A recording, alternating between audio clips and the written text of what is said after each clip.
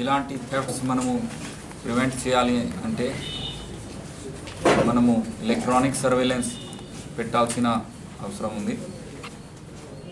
Entire commissionerate ఏరియాలో కూడా Mancherial and Peddapalli డిస్ట్రిక్ట్లో భాగంగా ప్రతి గ్రామంలో కూడా మన సీసీటీవీ కెమెరాస్ ఏర్పాటు చేయాలి అని రామగుండం పోలీస్ కమిషనరేట్ ఒక వ్యూ ఉంది.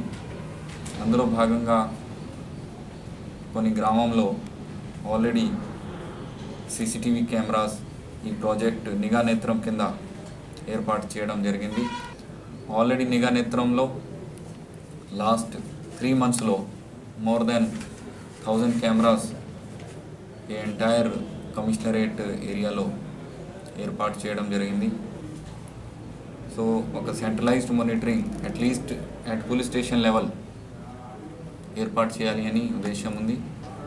తర్వాత డిస్ట్రిక్ట్ లెవెల్లో కూడా స్లోలీ దాన్ని సెంట్రలైజ్డ్ మానిటరింగ్ చేయాలి అని ఆ ప్రాజెక్ట్ కింద మేము తీసుకువస్తాము.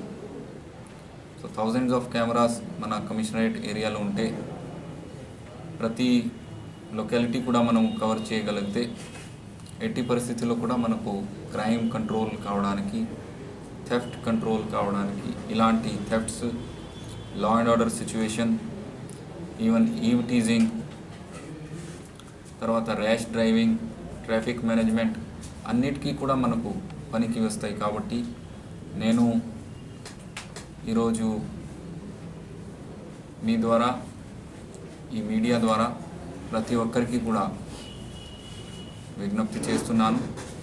అందరూ కూడా ముందుకు వచ్చి వాళ్ళ లొకాలిటీస్లో ఇలాంటి కెమెరాస్ ప్రాజెక్ట్ నిఘా నేత్రం ఆధ్వర్యంలో పెట్టాలి అని, అదేవిధంగా లోకల్ SHO గారు దృష్టిలో పెట్టుకొని ఆ టెక్నికల్ సలహా తీసుకొని ఎక్కడెక్కడ పెట్టవచ్చు అనేది సలహా తీసుకొని ఏర్పాటు చేయాలి అని భావిస్తూ ఉన్నాను.